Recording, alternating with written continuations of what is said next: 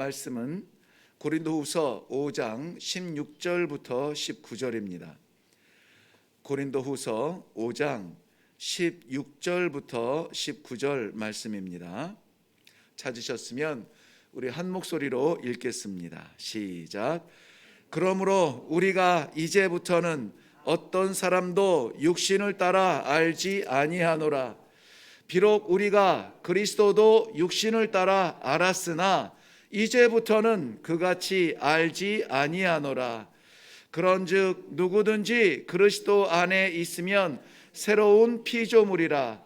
이전 것은 지나갔으니 보라 새 것이 되었도다. 모든 것이 하나님께로서 났으며 그가 그리스도로 말미암아 우리를 자기와 화목하게 하시고 또 우리에게 화목하게 하는 직분을 주셨으니 곧 하나님께서 그리스도 안에 계시사 세상을 자기와 화목하게 하시며 그들의 죄를 그들에게 돌리지 아니하시고 화목하게 하는 말씀을 우리에게 부탁하셨느니라. 아멘. 우리 한번 기도하겠습니다. 이것이 무슨 은혜인지 무슨 사랑인지 말로 다 형언할 수 없고 지식으로 다 깨달을 수가 없는 하나님의 사랑이요 은혜입니다. 오늘도 하나님께서 사랑하는 백성들, 추위 날씨야 어떻든지 간에 형편이야 어떻든지 간에 하루를 살아갈 수 있도록 이렇게 말씀으로 안내해 주시니 감사합니다. 말씀 따라 살아감으로 말씀하신 하나님 앞에 설 수 있게 하여 주시옵소서. 감사하며 예수님 이름으로 기도하옵나이다. 아멘. 네, 많이 춥죠? 네, 길이 얼어서 오시는데 매우 어려우셨을 텐데 이 새벽에 주님 전에 올라오신 주님 여러분, 우리 주님의 이름으로 환영합니다. 우리 권사님은 세 발로 오셔서 좀 나으신가요? 네, 깜짝 놀랐어요. 지팡이 걸려 있고 우리 권사님 오셨다는 말씀 듣고. 자, 오늘은 어떤 계획이 있으신가요? 오늘 무엇을 하실 작정이신가요?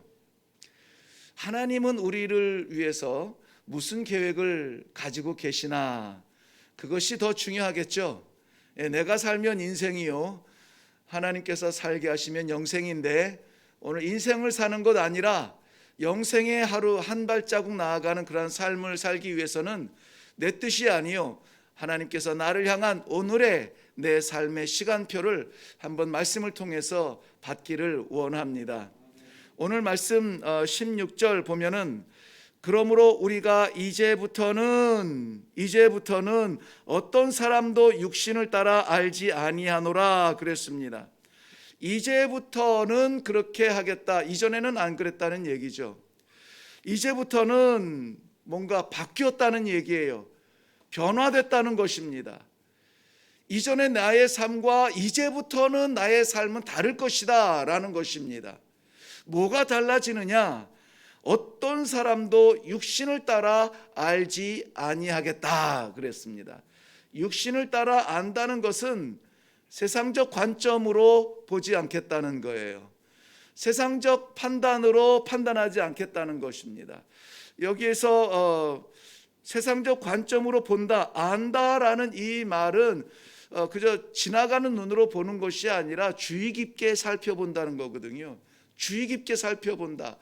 왜냐하면 하나님께서 우리에게 만나게 하는 사람, 하나님께서 우리에게 허락한 환경, 이 모든 것은 우연의 산물이 아니라 하나님의 섭리의 순간들입니다. 그러므로 그냥 스쳐 지나갈 사람 없고 그냥 보낼 시간이 없습니다. 분명한 우리의 사명의식을 가지고 오늘 하루를 살아갈 수 있기를 바랍니다. 그럴 때에 세상적 관점으로 쳐다보지 않겠다. 세상적 관점으로 만나지 않겠다. 여기 세상적이라고 하는 것은 뭡니까? 악한 건가요? 아니면은 계산적인가요? 가장 세상적인 것이 뭐냐면은 내 관점으로 보지 않겠다는 거예요. 내 관점으로 판단하지 않고 내 관점으로 생각하지 않고 내 관점으로 바라보지 않겠다. 그러면 어떻게 합니까? 하나님께서 주신 관점으로 보겠다는 것이죠.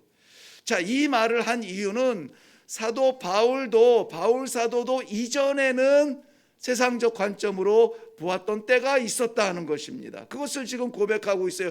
그런데 이제부터는 그렇게 보지 않겠다, 그렇게 살지 않겠다는 것입니다.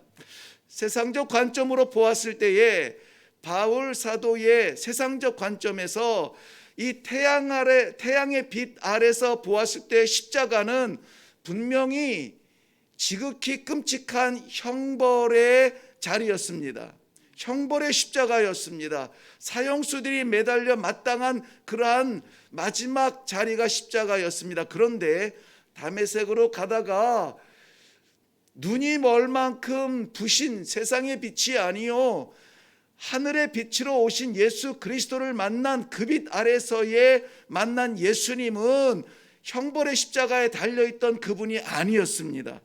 부활하신 주님이었고 그 찬란한 빛은 정말 말씀 그대로 구원의 빛이었습니다. 구원의 복음을 만난 사람이 되었습니다. 그때부터 이 사도 바울의 삶이 변하게 되었던 것이죠. 오늘 14절 올라가서 보면 그리스도의 사랑이 우리를 강권하시는도다. 우리가 생각하건대 한 사람이 모든 사람을 대신하여 죽었은즉 모든 사람이 죽은 것이라. 그리스도께서 십자가에서 죽으신 것은 해 아래서 이전에 세상적 관점에서 보았을 때는 죽어 마땅한 사람이겠거니 해서 그 사람을 메시아라고 추종하는 사람들 꼴보기 싫어서 그 꼴보기 싫은 사람들을 치러 다녔습니다. 그런데 예수 만나고 나서는 바뀌었다는 것이죠. 그분의 십자가에서 죽은 것은 자기의 무엇 때문에 죽은 것이 아니라 모든 사람을 위하여서 죽었구나.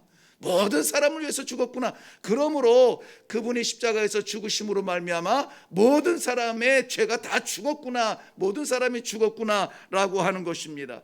그 모든 사람이 죽었기 때문에 예수 그리스도의 부활은 모든 사람을 살리는 복음이 되었다라는 것을 사도 바울은 믿게 된 것입니다. 우리도 믿죠? 그러므로 이제부터는 이 중요해요. 이전까지는 그렇게 볼 수 있었어요. 근데 이제부터는 그러므로 그리스도의 십자가의 죽음에 동참한 사람은 그리스도의 부활에 동참한 성도가 되는 것입니다. 우리가 그리스도의 십자가의 보혈로 말미암아 우리의 모든 과거와 죄악과 세상적 관점과 나의 판단과 삶이 다 죽었으므로 이제는 그리스도의 부활에 동참한 사람이 아니라 성도가 된 줄로 믿습니다. 그러므로 그리스도를 본받아서 자신을 위해 살지 아니하고 모든 사람을 위해서 살 준비가 되셨느냐 하는 것을 오늘 말씀을 통하여서 물어보고 있는 것입니다. 자신을 위해서 사는 사람, 오늘 본문 말씀 17절에 보면 우리가 잘 아는 말씀인데요. 그러므로 그런즉 누구든지 그리스도 안에 있으면 새로운 피조물이라. 이전 것은 지나갔으니 새 것이 되었도다. 자신을 위해 사는 사람들은 이전 것이라, 옛사람이라 그렇게 표현했습니다. 그리고 그리스도를 위해 사는 사람은 새 것이라 그랬어요. 새 사람이 되었다는 것이죠. 이전 것이 아니라 새 것이 되었다. 옛사람이 아니라 새 사람이 되었다는 것입니다. 옛사람과 새 사람 무엇으로 구별이 됩니까? 주인이 바뀌었다 하는 거예요. 주인이 바뀌었다. 옛사람에 내가 살던 내 인생이라면 주인이 납니다. 그러니까 내가 원하는 대로 하고 내가 하고 싶은 거 하고 내 마음에 들면 좋은 거고 내 마음에 안 들면 나쁜 겁니다. 그런데 이제는 뭐가 바뀌었어요? 주인이 바뀌었다고. 주인이. 그러므로 내 판단이 중요한 것이 아닙니다. 주님께서 기뻐하시는 그것이 기쁨이요 주님께서 슬퍼하시는 것이 괴로움인 것이 된 것입니다. 내 삶을 살았을 때는 내가 주인 되었을 때 내가 결정하고 내 마음대로 했을 때는 하나님과 원수가 되었죠. 그 결과가 하나님과의 원수입니다. 죄인의 자리에 추락했던 것입니다. 그러나 주님께서 주인의 삶을 사는 사람은 하나님과 화목하게 되었고 의인의 자리에 함께 서게 되는 것입니다. 죄인은 영원한 죽음이요 의인은 영원한 생명입니다. 이것은 아이들에게도 물어봐도 어떤 삶을 살래? 아이들에게도 물어봐도 바로 나올 수 있는 답입니다. 의인 되기 원합니다. 죄인 되는 거 싫어합니다. 화목하기 원합니다. 원수 되는 거 싫어합니다. 사는 것, 영원한 생명 원합니다. 영원한 죽음 누구도 택하지 않을 것입니다. 이제부터는 이러한 삶을 살아야 되는 것이죠. 골로새서 1장 20절 말씀에 보면 그의 십자가의 피로 화평을 이루사 만물 곧 땅에 있는 것들이나 하늘에 있는 것들이 그로 말미암아 자기와 화목하게 되기를 기뻐하심이라. 하나님께서 그리스도의 십자가를 통하여서 하늘에 있는 것이나 땅에 있는 것이나 하나님 자신과 화목하게 되는 것을 기뻐하신다고 했어요. 골로새서 1장 22절 넘어가 보면 이제는 그의 육체의 죽음 곧 십자가의 죽음으로 말미암아 화목하게 하셨다 그랬습니다. 화목하게 하셨다. 의인의 자리에 서게 하셨고 영원한 생명을 얻게 하셨고 이 믿음을 갖게 하셨다. 즉 성도가 되게 하셨다는 것입니다. 오늘 본문 18절 19절을 돌아가 볼게요. 한번 보세요. 18절과 19절을 읽는데 거기에 화목이라는 단어에 눈을 반짝이면서 한번 같이 읽겠습니다. 18절과 19절 시작. 모든 것이 하나님께로서 났으며 그가 그리스도로 말미암아 우리를 자기와 화목하게 하시고 또 우리에게 화목하게 하는 직분을 주셨으니 곧 하나님께서 그리스도 안에 계시사 세상을 자기와 화목하게 하시며 그들의 죄를 그들에게 돌리지 아니하시고 화목하게 하는 말씀을 누구에게? 우리에게 뭐 했다고요? 부탁하셨느니라. 자, 이 말씀을 요약하면 이렇게 됩니다. 우리는 하나님과 화목하게 되었습니다. 아멘이시죠? 하나님과 화목하게 되었습니다. 화목하게 하는 직분을 우리에게 주셨습니다. 세상과 화목하게 하기를 원하십니다. 그리하여서 우리에게 화목하게 하는 사명을 주셨습니다. 이것이 오늘 본문 말씀에서 가장 핵심적으로 저희들에게 주시는 말씀이에요. 화목이라는 말이 NIV 성경에서는 reconciliation이라는 말을 써요. reconciliation. 이 conciliation은 con이라는 말은 with라는 말이에요. 함께. conciliation 하면은 안 따른 거예요. 그러니까 conciliation 하면은 함께 앉는 거예요. 어디에 앉느냐? 우리 왜 분쟁이 일어날 때 이 사람하고 이 사람하고 분쟁이 일어날 때 어떻게 합니까? 자 이리 와봐, 이리 와봐. 어디 앉아서 얘기하자고 이렇게 하죠. 그때 쓰는 말이 conciliation, 이 법정 용어예요. 뭐 이혼 혹시 관련된 분 있으면 용서하시고, 이혼을 하고 싶어도 바로 못 합니다. 조정관의 조정 기간을 거치죠. 바로 그런 자리예요. 그래서 하나님과 원수된 이 세상 간에 함께 앉아서 다시 관계를 맺을 수 있도록 조정해 주는 그것이 컨실리에이션이에요. 근데 이것이 깨져버렸어요. 함께 앉을 수 없는 자리가 됐습니다. 범죄함으로 말미암아 의로우신 하나님과 범죄한 죄에 빠진 인간이 함께 앉을 수 없게 됐어요. 그런데 하면 앞에 RE가 붙으면 다시라는 뜻이에요. 다시 앉자 하고 부르신 자리가 어디냐? 이 화목의 자리예요. 우리는 이미 그 화목의 자리에서 다시 앉게 됐습니다. 하나님과 화목하게 되었습니다. 그런데 하나님께서는 우리와 화목한 것으로 만족하지 아니하시고 하나님의 플랜은 세상을 사랑하사 독생자를 주셨으니 누구든지 이를 믿는 자마다 멸망치 아니하고 영생을 얻기를 원하시는 거예요. 하나님께서는 바로 그 화목을 위하여서 오늘 우리들을 부르셨습니다. 본문의 마지막 결론 19절의 결론이 그랬죠. 이 화목해 하는 사명을 우리에게 맡기셨다. 우리 하나님이 오죽하면 우리 한글 성경의 번역이지만 의미가 참 좋아요. 부탁하셨느니라 그랬어요. 부탁하셨다. 부탁한다. 좀 이것 좀 해주라. 너 바쁜 거, 너 아픈 거, 너 힘든 거, 너 급한 거 아는데 이것 좀 해주라. 뭐요? 화목하게 하는 일을 좀 해라. 화목하게 하는 일을 좀 해라. 나는 평안해. 난 아무 문제 없어. 저 문제 없죠. 각자 나는 노타치. 나 가만 돼 묻어. 그럼 난 행복해. 그렇게 살면 돼요. 그런데 오늘은 하나님께서 화목해 하는 부탁을 우리들에게 하십니다. 그러므로 오늘은 우리 이 사명 가지고 나아가야 됩니다.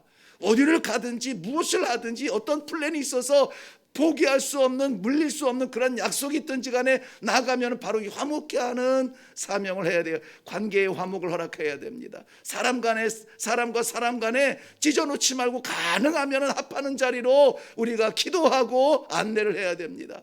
그것보다 더 우월된 것은 무엇입니까? 하나님과 화목할 수 있는 그 조정관으로 하나님이 오늘 우리를 파송해 주십니다. 죄로부터는 찢어지고 하나님의 의와 함께 화목하게 될 수 있도록 쓰임받기를 주님의 이름으로 축원합니다. 죽음의 길로 달려가는 일에 대하여서는 우리가 딴지를 걸어서라도 막고 하나님 앞에 영원한 그 나라에 서기 위한 생명의 보좌 앞에 나가는 일에는 사랑하는 성도 여러분, 최선을 다하여서 우리가 부서질지라도 사도 바울의 고백하는 것처럼 내가 죽든지 살든지 주의 기쁨과 영광을 위해서 살겠다, 이런 오늘 다짐을 하시고 이 아침에 기도할 수 있기를 바랍니다. 그러므로 우리는 이제부터는, 이전에는 모르겠어요, 세상적 관점에서 재산을 보고 세상적 관점에서 사람을 만나고 세상적 관점에서 꿈을 꿨는지 모르겠습니다. 그러나 이 새벽에 이 화목의 사명을 받은 이제부터는 우리는 바뀌어야 됩니다. 그리스도로 인하여서 새 사람 되었음을 확실히 믿으시기를 바랍니다. 죽음에서 생명으로 거듭났음을 확실히 고백하시기를 바랍니다. 더 이상 육체의 원대로 살지 아니하고 하나님의 기뻐하시는 그 뜻, 화목의 사명을, 화목의 부탁함을 받은 사람처럼 살아갈 수 있도록 그 책임을 다하는 귀하고 복된 하루가 되시기를 주님의 이름으로 축원합니다. 기도하겠습니다. 하나님 아버지, 나 혼자 서기도 버거운데 하나님께서 오늘 저희들에게 이 놀라운 사명을 주십니다. 예수 그리스도의 십자가의 화목의 사명을 부족하고 연약한 우리들에게도 맡기십니다. 아버지, 오늘 우리들이 가지고 있던 모든 계획을 하나님 섭리하여 주시어서 가는 자리마다, 서는 자리마다, 만나는 사람마다, 하는 일들마다 이 화목의 사명을 잘 감당할 수 있는 성도들이 될 수 있도록 축복하여 주시옵소서. 내가 사는 삶이 아니라 우리 하나님 아버지께서 파송하시며 하나님께서 역사하시는 귀한 성도의 삶이 되도록 하나님 도와주시옵소서. 그리스도의 십자가의 사명을 우리에게 맡기시다니 하나님 아버지, 연약합니다. 부족합니다. 성령 하나님께서 붙들어 주시고 힘을 더하여 주시어서 내가 사는 삶이 아니라 주께서 살리는 삶을 사는 귀한 성도들 되게 하여 주시옵소서. 감사드리며 예수님의 이름으로 기도하옵나이다. 아멘. 네, 오늘 말씀 너무나 확실하고도 간단한 말씀이어서 다 새겨졌을 줄로 믿습니다. 이거 기도 아니면은 자꾸 내 생각 나오고요, 기도 아니면 내 걱정 나옵니다. 그러나 우리가 기도 가운데 하나님께서 이 사명 정말 나에게 오늘 주시는 것입니까? 내가 그 일을 감당할 수 있습니까? 나는 못합니다. 하나님 아버지 도와주셔서 이 맡기신 사명, 데일리 라이프, 이 하루하루의 삶이 하나님 앞에 살아가는 삶이 되도록 주님 도와주시옵소서. 화목케 하는 자리에 나를 보내시고 화목케 하는 사람으로 사용하여 주시고 화목의 영광을 누리는 찬송의 하루가 되게 하여 주시옵소서. 이 시간에 이 제목을 놓고 먼저 사명적 기도하시고 그 다음에 우리의 주변에 어쩔 수 없이 짊어지게 되는 삶의 십자가 하나님 앞에 더 기도하며 나아갈 수 있기를 바랍니다. 우리 다 같이 기도하겠습니다.